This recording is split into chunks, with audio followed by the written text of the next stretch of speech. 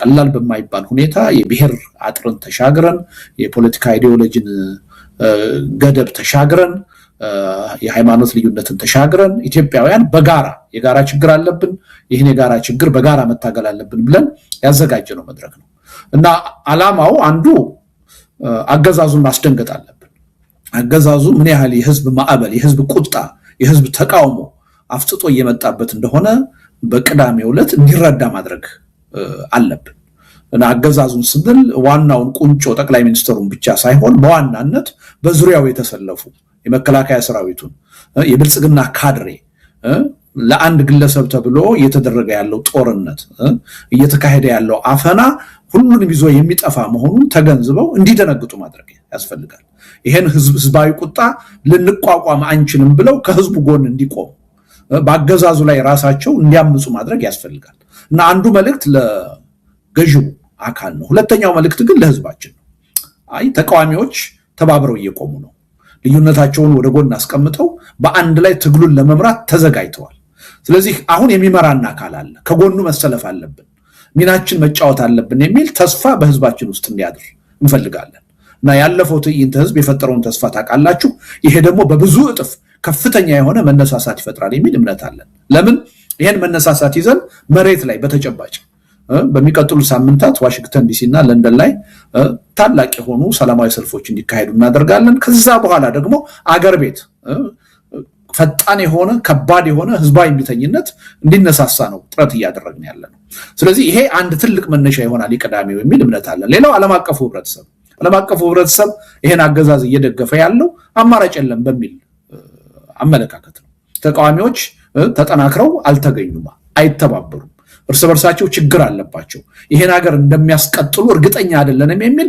ፍርሃት ስላላቸው ይሄን አገዛዝ ባይወዱትም እንደ ግሉኮስ እንዳይሞትም እንዳይድን በየሰጡ ያቆዩበት ሁኔታ ነው ያለው ስለዚህ የቅዳሜው ትዕይንተ ህዝብ ግን አንደኛ ተቃዋሚዎች እየተባበርን መሆኑን ሌላው ህብረተሰቡ በከፍተኛ መጠን አገዛዙን እየተቃወመው እንደሆነ የውጭ መንግስታትም እንዲረዱት እና ከህዝቡ ትግል ጎን እንዲቆሙ ትልቅ ግፊት ያደርጋል የሚል እምነት አለን እና ሪሊ ትልቅና ታሪካዊ ነው የምንለው በምክንያት ነው ዝም ብለን አይደለም እና እያንዳንዱ ግለሰብ ኢትዮጵያዊ የዚህ ታሪካዊ ሂደት አካል መሆን አለበት እኔ የራሴን ድርሻ ካልተወጣው ይሄ ትግል የትም አይደርስም የህዝብና የሀገር ህልውና እንዲተርፍ ድርሻዬን መወጣት አለብኝ ብሎ አምኖ ሁሉም ሰው በስልኩ በቴሌቪዥኑ ይሄን ሂደት ተካፋይ መሆን አለበት የሚል እምነት አለኝ ይሄ ነው ዋናው ዓላማ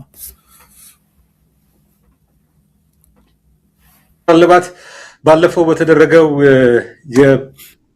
የበይነ መረብ የአደባባይ ትዕይንተ ህዝብ ላይ ከኦሮሞ ነጻነት ሰራዊት ተወካይ ከፋኖም እነዘመነ መልእክት ማስተላለፋቸው ይታወቃል ከአዲስ አበባ ደግሞ በሰላማዊ ጋር ትግልና ምናለን የሚሉ የፖለቲካ ኃይሎችም የሲቪክ ማህበራትም ተጽዕኖ ፈጣሪዎችም ሰዎች አሁንም በተመሳሳይ እንዲህ አይነት መንፈስ አለ ወይ ይሄ የአደባባይ ትዕይንተ ህዝብ መግለጽ ከተቻለ ምናልባት አሁን ኢትዮጵያ ውስጥ ለምርጫ 2 ወር ነው የቀረውና ከምርጫው በፊት ሁሉን አቀፍ ሽግግር ይካሄድም ስላላችሁ ምርጫ ውስጥ የተሳተፉ ያሉ ፓርቲዎች ከዚህ ቀደም በዚህ ትዕይንተ ህዝብ የተሳተፉት ችግር አይገጠማቸውም ወይ በዚህ አሁን ታደርጉት እንቅስቃሴ ላይ የነሱ ተሳትፎ እንዴት ይገለጻል አጠቃላይ ቅንጅቱን በተመለከተ ትንሽ እንደው ማብራሪያም ፍንጭ መስጠት ከተቻለ ይቻላል ወንድም አገኝ ያለፈውን አይታችሁታል የተለያየ ማህበረሰብ ሊወክሉ የሚችሉ የተለያየ የትግል ስልት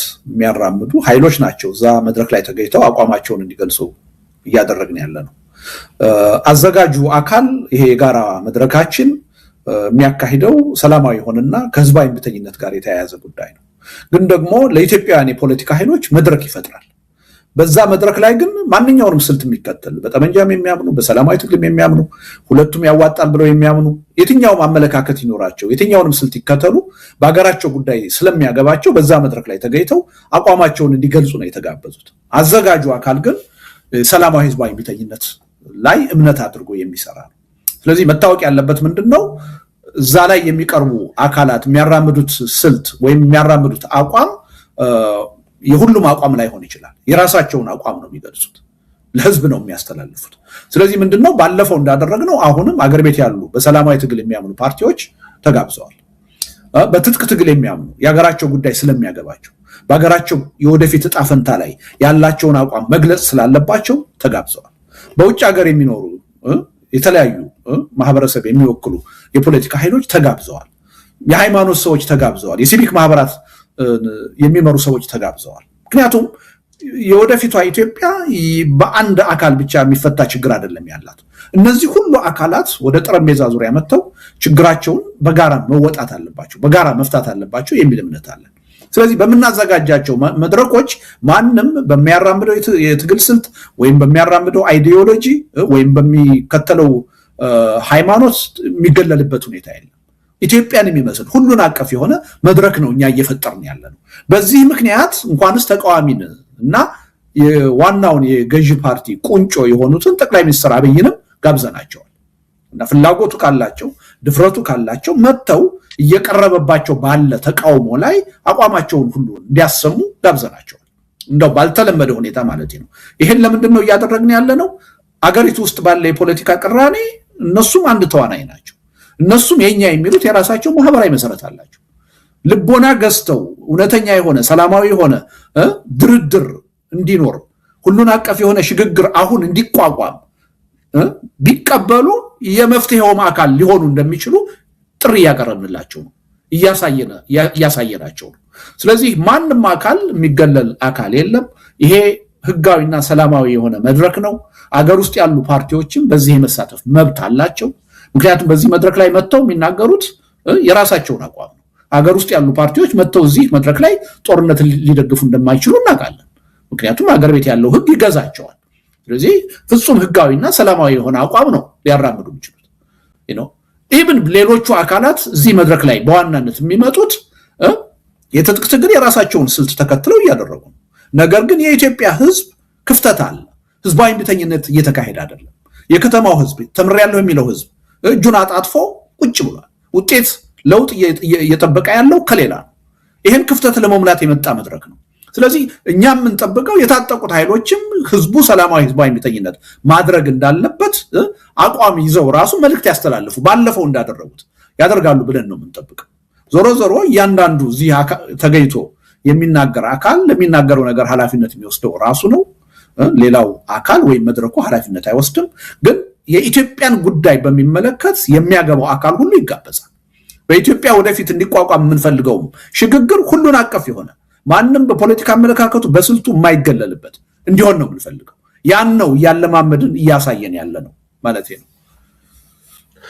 ጥሩ። ባለፈው ትዕይንተ የበይነ መረብ ትዕይንተ ላይ ከህወሓት ሰዎች ፈቃደኛ ከሆኑ በኋላ አልተገኙም። ዛሬ ምናልባት አዎንታዊ ምላሽ አግኝታቸዋል? በኃይል አስተላለፉ ላይ በኢትዮጵያ ወሳኝ ጉዳዮች ላይ ህወሓትም አንዱ ስለሆነ ብዬ ነው። እኛ ጋብዘናል። አሁን ትጥቅ ትግል የሚያደርጉትን አገር ቤት ሰላማዊ ትግል የሚያደርጉትን ምናልባት አንዳንዶቹ አሁን ስም መጥቀስ ባያስፈልግም በጣም ታዋቂ ሆነው ተጽዕኖ ፈጣሪ ሆነው ከፖለቲካ መድረኩ ራሳቸውን ያራቁ ሰዎችን ሳይቀር ጋብዘናል። አሁን አላስፈላጊ የሆነ ጫና በእነሱ ላይ ላለመፍጠር ስማቸውን መጥራት አልፈልግም። ተጋብዘዋል። ስለዚህ የመምጣትና ያለመምጣት ጉዳይ የነሱ ፋንታ ነው። በእኛ በኩል ግን ጋብዘናል። የስብሰባውን ሞዳሊቲ ሁሉ ስነስርዓቱን ሁሉ እንዲያውቁት አድርገናል እና በቂ የሆነ ሰው ይገኛል የሚል እምነት ነው ያለን። በጣም አመሰግናለሁ። እንግዲህ ቀሪውን ነገ ጋዜጣዊ መግለጫም አላችሁ። ቅዳሜ በቀጥታ ስርጭት እንዳልከው ምናልባት በሳተላይትም ከ30 በላይ በሚጠጉ ሚዲያዎችም በቀጥታ ስርጭት ኤምኤስን ጨምሮ ስለሚተላለፍ እንግዲህ ህዝቡ ከወዲሁ ያንን ጥሪ ተቀብለው ውይይቱን እንዲከታተልና እንደተባለው ራሱ እንዲጠይቅ ነው። ኢትዮጵያ ከገጠማት ችግር መውጫው መንገድ ምንድን ነው? ፈተናዎቹ እንዴት እንሻገር? ከምርጫው በፊት ብዙ ቅድመ ሁኔታዎች አሉና እዛ ላይ እንረባረብ። መሬት በማውረዱ ላይ ምናልባት እያንዳንዱ የፖለቲካ ፓርቲም ሲቪክ ማህበርም የታጠቀውም ኃይል ህዝቡም ጭምር ኃላፊነቱን በመመለኩ ይወስዳል የሚለውን እንግዲህ ከልሂቃኑም ከተጽዕኖ ፈጣሪውም ከፖለቲካ ፓርቲዎች እንግዲህ የሚጠበቁ የመፍትሄ ሀሳቦች ይኖራሉ። ከዚህ ጋር በተያያዘ የመጨረሻ እንደ መውጫ ቅዳሜን በተመለከተ ታስተላልፈው መልእክት ካለ እድሉን ሰጥቼ አንተን እናሰናብት። ያው እንግዲህ ምንድነው ዋናው ነገር ያው መልእክቱ እየተዳረሰ ነው። መገናኛ ብዙሃን ከፍተኛ የሆነ ትብብር እያደረጋችሁ ነው ያላችሁት። እንደ ሙሉ በሙሉ ባይባል እንኳን እኔ ከዛሬ ጀምሮ እስከ ቅዳሜ ድረስ ባለው ጊዜ መገናኛ ብዙሃን እዚህ ጉዳይ ላይ የበለጠ ትኩረት ሰጥተው መስራት አለባቸው ብዬ አምናለሁ። ይሄ ትልቅ አጀንዳ ነው፣ የጋራ አጀንዳችን ነው። ሁላችንንም የሚመለከት ጉዳይ ነው። ሁላችንንም ስንል ህዝባችንን የሚመለከት ጉዳይ ነው። የትግሉንም ደግሞ እንቅስቃሴ ወደ አንድ አዲስ ምዕራፍ ሊያሸጋግር የሚችል ታሪካዊ ሁነት ነው እና ይሄን በመገንዘብ አብዛኛው መገናኛ ብዙሃን በተለይ ከህዝቡ ትግል ጋር ተባባሪ የሆነው መገናኛ ብዙሃን ሪሊ ያለመሰልቸት በሚመጡት 3 ቀናት ሙሉ ትኩረቱን እዚህ ቅስቀሳ ላይ እንዲያደርግ በዚህ አጋጣሚ ጠይቃለሁ። እስካሁንም እየተደረገ ያለው ትብብር ቀላል አይደለም። ለዛ ደግሞ እናንተን ጨምሮ ምስጋናዬን ማቅረብ እወዳለሁ። በጣም ነው ገልጸዋል ወንድማገኝ። በቅድሚያ እድሉን ስለሰጣችሁኝ በጣም ነው የማመሰግነው። ማስታወቂያዎችን ደግሞ በነፃ እያስተላለፋችሁ ነው እና ይሄ እንደው አንዳችን አመስጋኝ ሌላ ተመስጋኝ መኖር ባይችልም ሁሉም የጋራ ጉዳይ ቢሆንም ከልብ ነው እያመሰገን ያለ ነው። ምክንያቱም ያለ እናንተ ትብብር ከህዝቡ ጋር የምንገናኝበት ሌላ መንገድ የለንምና ይሄ ተጠናክሮ ይቀጥላል ብዬ ተስፋ አደርጋለሁ። እና ያው ትልቅ ትዕይንተ ህዝብ ታሪካዊና ትልቅ የሆነ ትዕይንተ ህዝብ ነው የሚካሄደው። ይህን ትዕይንተ ህዝብ ከ30 በላይ መገናኛ ብዙሃን በቀጥታ ያስተላልፉታል ተብሎ ይጠበቃል። ከ1 ሚሊዮን ያላነሰ ህዝብ በቀጥታ በዩቲዩብ ይከታተለዋል ተብሎ ይጠበቃል። ከ10 ሚሊዮን በላይ የሆነ ህዝብ ደግሞ በሳተላይት ቴሌቪዥን በመላው ዓለም ይከታተለዋል ተብሎ ይጠበቃል እና ይሄ በጣም በአይነቱ የተለየ ትልቅ መድረክ ነው። በዚህ መድረክ ላይ ከ20 የማያንሱ በኢትዮጵያ ፖለቲካ ሰፊ ማህበራዊ ተቀባይነት ያላቸው ተጽዕኖ ፈጣሪ የሆኑ የፖለቲካ ሰዎች፣ የሲቪክ ማህበራት መሪዎች፣ የሃይማኖት ሰዎች ይገኛሉ፣ ንግግር ያደርጋሉ እና ዓላማው ምንድነው? በአንድ በኩል ለኢትዮጵያ ህዝብ አዲስ ተስፋ የመፍጠር ጉዳይ ነው። ምክንያቱም ይህን ዝግጅት አሁን እያዘጋጀን ያለነው 1 ወይም 2 ድርጅቶች አይደለንም። በጣም በርካታ የሆነ ድርጅቶች በጋራ ቆመን ነው ያዘጋጀ ነው እና ነገ ምናልባት ጋዜጣዊ መግለጫ ስንሰጥ የምትሰሙት ይሆናል። ወደ 9 የምንሆን ድርጅቶች በውስጣችን ብዙ ግለሰቦችንና ንዑስ ድርጅቶችን ያቀፍን አንድ የጋራ መድረክ ፈጥረናል እና ይሄ በሰፊ ትብብር የተዘጋጀ መድረክ ነው። ለመጀመሪያ ጊዜ ነው። ቀላል በማይባል ሁኔታ የብሔር አጥርን ተሻግረን የፖለቲካ አይዲዮሎጂን ገደብ ተሻግረን የሃይማኖት ልዩነትን ተሻግረን ኢትዮጵያውያን በጋራ የጋራ ችግር አለብን፣ ይህን የጋራ ችግር በጋራ መታገል አለብን ብለን ያዘጋጀነው መድረክ ነው እና ዓላማው አንዱ አገዛዙን ማስደንገጥ አለብን። አገዛዙ ምን ያህል የህዝብ ማዕበል፣ የህዝብ ቁጣ፣ የህዝብ ተቃውሞ አፍጥጦ እየመጣበት እንደሆነ በቅዳሜው ዕለት እንዲረዳ ማድረግ አለብን እና አገዛዙን ስንል ዋናውን ቁንጮ ጠቅላይ ሚኒስትሩን ብቻ ሳይሆን በዋናነት በዙሪያው የተሰለፉ የመከላከያ ሰራዊቱን፣ የብልጽግና ካድሬ፣ ለአንድ ግለሰብ ተብሎ እየተደረገ ያለው ጦርነት፣ እየተካሄደ ያለው አፈና ሁሉንም ይዞ የሚጠፋ መሆኑን ተገንዝበው እንዲደነግጡ ማድረግ ያስፈልጋል። ይሄን ህዝባዊ ቁጣ ልንቋቋም አንችልም ብለው ከህዝቡ ጎን እንዲቆሙ በአገዛዙ ላይ ራሳቸው እንዲያምፁ ማድረግ ያስፈልጋል እና አንዱ መልእክት ለገዢው አካል ነው። ሁለተኛው መልእክት ግን ለህዝባችን ነው። ተቃዋሚዎች ተባብረው እየቆሙ ነው። ልዩነታቸውን ወደ ጎን አስቀምጠው በአንድ ላይ ትግሉን ለመምራት ተዘጋጅተዋል።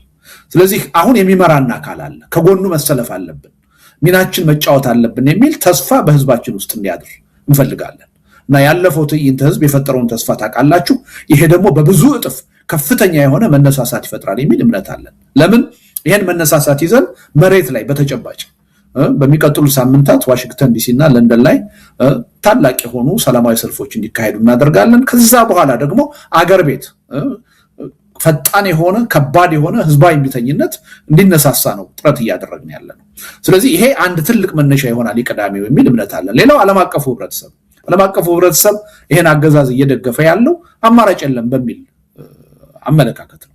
ተቃዋሚዎች ተጠናክረው አልተገኙም፣ አይተባበሩም፣ እርስ በርሳቸው ችግር አለባቸው፣ ይሄን ሀገር እንደሚያስቀጥሉ እርግጠኛ አይደለንም የሚል ፍርሃት ስላላቸው ይሄን አገዛዝ ባይወዱትም እንደ ግሉኮስ እንዳይሞትም እንዳይድንም እየሰጡ ያቆዩበት ሁኔታ ነው ያለው። ስለዚህ የቅዳሜው ትዕይንተ ህዝብ ግን አንደኛ ተቃዋሚዎች እየተባበርን መሆኑን፣ ሌላው ህብረተሰቡ በከፍተኛ መጠን አገዛዙን እየተቃወመው እንደሆነ የውጭ መንግስታትም እንዲረዱት እና ከህዝቡ ትግል ጎን እንዲቆሙ ትልቅ ግፊት ያደርጋል የሚል እምነት አለን እና ሪሊ ትልቅና ታሪካዊ ነው የምንለው በምክንያት ነው ዝም ብለን አይደለም እና እያንዳንዱ ግለሰብ ኢትዮጵያዊ የዚህ ታሪካዊ ሂደት አካል መሆን አለበት እኔ የራሴን ድርሻ ካልተወጣው ይሄ ትግል የትም አይደርስም የህዝብና የሀገር ህልውና እንዲተርፍ ድርሻዬን መወጣት አለብኝ ብሎ አምኖ ሁሉም ሰው በስልኩ በቴሌቪዥኑ ይሄን ሂደት ተካፋይ መሆን አለበት የሚል እምነት አለኝ ይሄ ነው ዋናው ዓላማ አለባት ባለፈው በተደረገው የበይነ መረብ የአደባባይ ትዕይንተ ህዝብ ላይ ከኦሮሞ ነጻነት ሰራዊት ተወካይ ከፋኖም እነዘመነ መልእክት ማስተላለፋቸው ይታወቃል ከአዲስ አበባ ደግሞ በሰላማዊ ጋር ትግልና ምናለን የሚሉ የፖለቲካ ኃይሎችም የሲቪክ ማህበረትም ተጽዕኖ ፈጣሪዎችም ሰዎች አሁንም በተመሳሳይ እንዲህ አይነት መንፈስ አለ ወይ ይሄ የአደባባይ ትዕይንተ ህዝብ መግለጽ ከተቻለ ምናልባት አሁን ኢትዮጵያ ውስጥ ለምርጫ 2 ወር ነው የቀረውና ከምርጫው በፊት ሁሉን አቀፍ ሽግግር ይካሄድም ስላላችሁ ምርጫ ውስጥ የተሳተፉ ያሉ ፓርቲዎች ከዚህ ቀደም በዚህ ትዕይንተ ህዝብ የተሳተፉት ችግር አይገጠማቸውም ወይ በዚህ አሁን ታደርጉት እንቅስቃሴ ላይ የነሱ ተሳትፎ እንዴት ይገለጻል አጠቃላይ ቅንጅቱን በተመለከተ ትንሽ እንደው ማብራሪያም ፍንጭ መስጠት ከተቻለ ይቻላል ወንድም አገኝ ያለፈውን አይታችሁታል የተለያየ ማህበረሰብ ሊወክሉ የሚችሉ የተለያየ የትግል ስልት